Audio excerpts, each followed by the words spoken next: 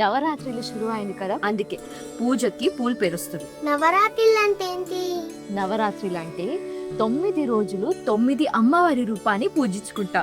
అమ్మా, ఈ దేవత కథలు నాకు చెప్తావా? నీ ఏజ్ కి పురాణాలు ఏమర్థం అవుతుంది తల్లి?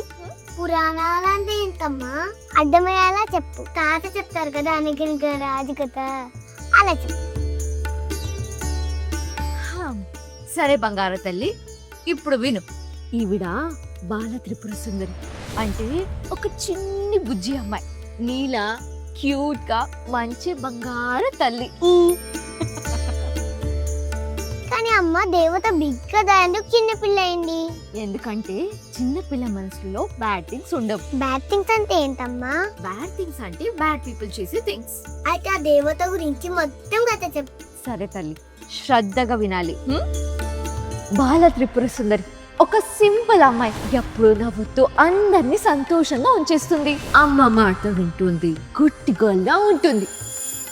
కానీ ఎవరికైనా హెల్ప్ కావాలి అంటే తనే ఫస్ట్ వచ్చి హెల్ప్ చేస్తుంది. బ్యాడ్ పీపుల్ కి ఇన్నోసెంట్ గా కనిపించిన చాలా స్ట్రాంగ్ గర్ల్ తను.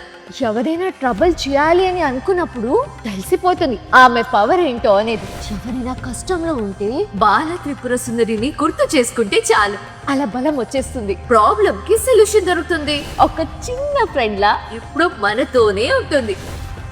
ఎగ్జామ్స్ లో నాకు హెల్ప్ చేస్తుందా అమ్మా?